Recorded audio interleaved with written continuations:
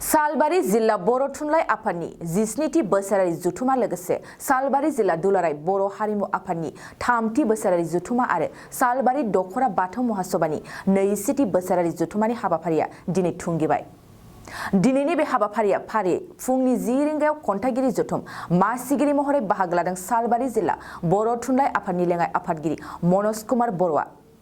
बेखेवगिरि महरै बाहागो लादों मानास सेरफां खुगा लाइसि सालबारि जिल्ला बर' थुनलाइ आफादनि बारग' मासिगिरि कालीचरण उजिरा। बिजिरगिरि महरै बाहागो लादों समेश्वरी थुनलाइ बान्था मोनगिरि मुस्रि निनगोमा सरगयारिया।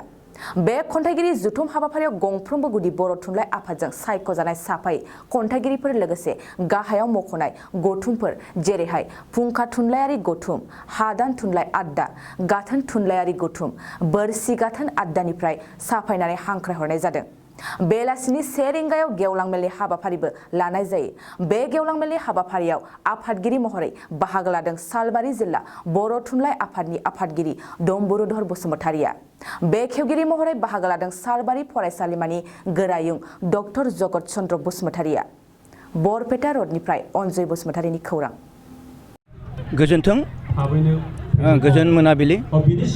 दिनै सालबारि जिल्ला बर' थुनलाइ आफादनि खुंगा 17थि बोसोरारि जथुमा, सालबारि हारिमु आफादनि 3थि बोसोरारि जथुमा आरो सालबारि जिल्ला बाथौ महासभानि 21थि जा बोसोरारि जथुमा गासैबो जिथुनाखि मोनथामबो आफादनि जा जखनथाइ बोसोरारि जथुमानि दिनैनि गेवलां मेल थांनाय सानथाम बिथांमोना माबाबाय मिटिं खुंबाय, बोथोरारि जथुमा खुंबाय आरो दिनै गेवलां मेल आरो गेवलां मेलाव आंखौ आलासि महरै गाहाय आलासि महरै बरायनानै लाबोदों आरो आं बेहाय नुजाफैनो हादों।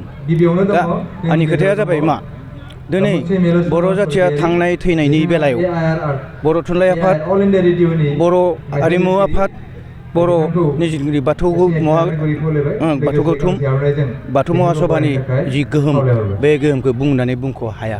खारन जाथि मोनसेखौ फोथांना लाखिनो थाखाय थुनलाइ आफाद, हारिमु आफाद आरो धोरोमारि आफाद गासैनिबो गोनांथि दं आरो गासैनिबो जिथुनाखि मोनसे एसिमिलेसन, बे एसिमिलेसननि गेजेरजोंसो हारिखौ फोथांना लाखिनो जोङो हायो। गिबियाव आं थुनलाइनि जा बिहोमा, बे बिहोमाखौ आं बुंनो लुबैदों सुंथाबै।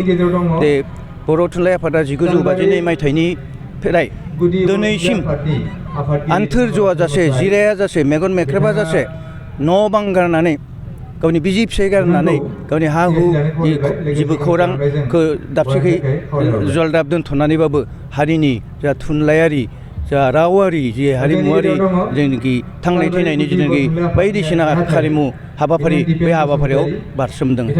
आरो दिनै बर' थुनलाइ आफादनि नाजानायावनो बर' थुनलाइया दिनै 8थि फारियाव, संबिजिरनि 8थि फारियाव हाबनो हाबाय। UPSC, APSCआव बर' रावजों बर' आयदायाव आनजाद होनो हानाय जाबाय। जे माबानि भारतबर्षनि जिथुनाखि देरसिन थुनलाइयारि गौथुम साहित्य एकाडेमिनि बान्थाइ सिन्थाय बर' रावआव, बर' थुनलाइयाव मोननो हानाय जाहैबाय। बर' थुनलाइ आफादनि, बर' रायजोनि, बर' फरायसा आफादनि नाजानायनि गेजेरजोंनो जोंनि बर' रावखौ बर' आयदा गुवाहाटी मुलुगसोलोंसालियाव बर' आयदा गायसननो हाबाय।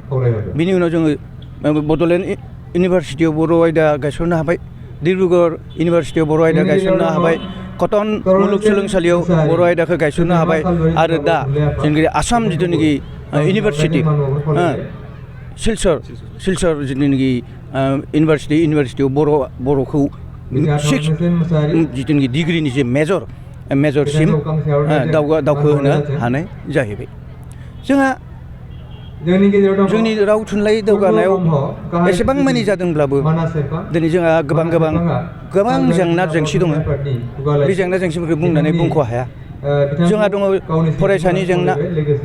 जोंनि गेजेराव दिनै मा जादों मिथिया, जों सोंखारिदों, बर' आयदाया बिनि बिजिरदों जे जोंनि बर' बिजोंनि फरायसालिफोराव सानफ्रोमबो बोसोरफ्रोमबो एफा एनै साफा सानैहाय गथ'फोरा एसेबां जालांनो हमदों। जोंनि फरायसालिनि गोबां जेंना दं। जोंनि फरायसालिफोराव गोबां जिथुनि नांगौ रोखोमनि जा फोरोंगिरि गैया। फोरोंगिरि गैया आरो जोंनि बिमा बिफाफोरनिबो जिथुनाखि मेन्टेल एटिट्युड बे एटिट्युडफोरखौबो आं मोजां नुवाखै जोंनि बिमा बिफाफोरा सानो जोंनि गार्जेनफोरा सानो बर' मिडियाम फरायनानै मा जानो बर' मिडियाम फरायनानै साबैसे गेदेर गोलाव जादों नाथाय बिथांमोना जारिमिनखौ नाहरब्ला माबाफोरखौ नाहरब्ला जोंनि एचिभमेन्टफोरखौ नाहरब्ला नुनो मोनगोन बर' फरायनानैबो बर' मिडियामजों फरायनानैबो गेदेर गेदेर साख्रि लानो हादों गेदेर गेदेर बिबाननि मासि लानो हानाय जों नुनो मोनदों डाक्टर इन्जिनियार जानो बायदिसिना जानो हाहैदों बेखायनो मिडियामा जेबो बेरियार नङा मिडियामा जेबो जायखिजाया मिडियामजोंनो जोङो गेदेर मानसि जानो हागौ हागौ आं हारिमुनि बागै बुंगोन जोंहा धोरोमारि बागै मायबा अलखद फैदों नामा मायबा अलखद होनब्ला आं दिनै फैनानै जा मुसुरनाय जे 18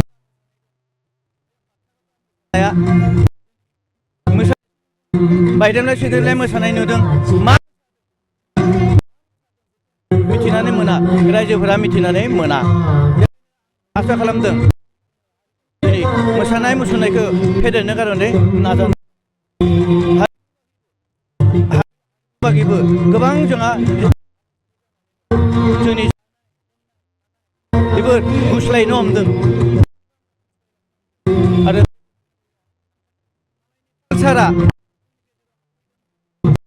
कालचारखौ हमथाना लाखिनो हाया जादों मालायनियाव हाबैदों बिदिनो जोङो लासै लासै बा धोरोमारि लासै लासै आनज्रायलांनो हमदों नामा आं बेखौ साननो हमदों आरो आं बेखायनो आङो रायजो राजाखौ खावलायदों जों बयबो सांग्रां जानांगौ खौसे जानांगौ गावनि राव गावनि थुनलाइ गावनि हारिमु बेफोरखौ गद लाखिनो खारनै जों गासैबो जानो नांगौ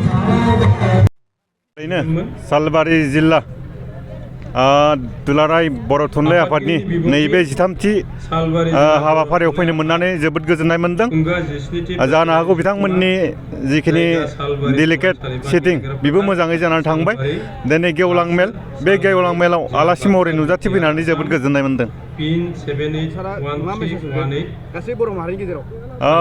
थारैनो दिनै नैबे समा बर' माहारिनि थाखाय जोबोद अलखद सम मानो होननानै बुङोबा नै जोंनि जि जोंनि क'क्राझार 5 नं क'क्राझार लकसभानि जि समस्तिमोन बेयो दिनै जोंनि एसटिनिफ्राय जेनेरेल जानो थांबाय दङ बेखायनो दिनै नैबे फोथारनि गेजेरजों आं गासै दुलाराय बर' माहारिखौनो खौसे जानानै बेनि हेंथायै जुजिनो थाखाय आं खावलायनाय जाबाय दिनै जोंनि सालबारि जिल्ला बर' थुनलाइ आफादनि 17थि बोसोरारि जथुम्मा सालबारि जिल्ला दुलाराय बर' हारिमु आफादनि 3थि जथुम्मा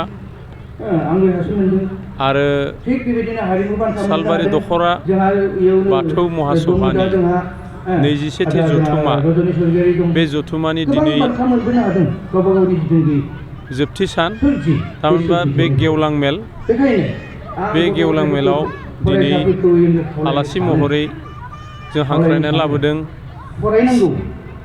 बर' थुनलाइ आफादनि लेङाइ आफादगिरि सीताराम बसुमतारी आरो बारग' नेहाथारि बर' थुनलाइ आफादनि बिथां नीलकान्त गयारी बिथाङाबो दंफैयो आरो लोगोसे जों गुबुन गुबुन आलासि लिंनानै लाबोदों बरपेटा दानिराम फादाङारि बिथांखौबो जों लिंना लाबोदों दिनै जों गोबां बे गेवलां मेलनि गेजेरजों सालबारि जिल्ला बर' थुनलाइ आफादनि गेजेराव मोनसे ट्रास्ट दङ बे ट्रास्टआ जाहैबाय आब' खबाम राजा उत्तम चन्द्र खेरखातारि बिथांनि ट्रास्टआ बोसोराव खेबसे थुनलाइयारि बान्था होयो बे बान्थानि थाखायबो जों दिनै डक्टर दिपाली खेरखातारि बिथांनि सुंद' सल' बिजाब अमा खाजि बे बिजाबनि मुङै जोङो बिथांनो बान्थाखौ होदों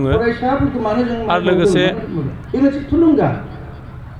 दुलाराय बर' हारिमु आफादनिफ्राय थुंग्रि भुबनेश्वर महिलारि गोसोखां हारिमुवारि बान्था दङ। बे बान्थाखौबो जोंनिनो गेजेरनिफ्राय मोनसे समनि खुगा मेथाइ खनगिरि राखेब बर' बिथांनो बे बान्थाखौ होनाय जादों। आरो बेबायदिनो दिनै जोंनि गेवलां मेलनि हाबाफारिया जोबनानै थांबाय। नाथाय दुखुनांथाव बाथ्राया रायजो राजानि जिथुनिखि नुजाथिनाय गेवलां मेलाव बेफोरो लासै लासै खमायलांनायखौ जों नुनो मोनदों। दा बेफोरो जोबोद दुखुनांथाव बाथ्रा। जों जेरैबायदि जानांगौमोन बेबायदि सुबुंनि जि गेदारिं बे गेदारिंखौ एसे खम जानाय बायदि नुना मोनदों। दा जोङो आलासिफोरखौ लिंनानै लाबोयो। बेफोरनि बिबुंथिखौ बिथांमोननि बिबुंथिखौ खोनासंग्रा गैया जायो, खोनासंग्रा खम जायो। बेबायदि अलखदखौ जों नुना मोनदों। जानो हागौ आथिखाल हाल साल बायदिसिनाजोंबो बेबायदि जालांदों नामा, बे आंनिसो साननाय। जेखि जादोला इयुनफोराव जाहाथे बेबायदि मेल मिथिङाव जाहाथे रायजोफ्रा फैनानै दैदेनगिरिफोरनि बिबानगिरिफोरनि बिबुंथिफोरखौ खोनासंलायफैयो, बेखौ आङो बेनि गेजेरजों बयखौबो आं खावलायदों। गोजोन्थों।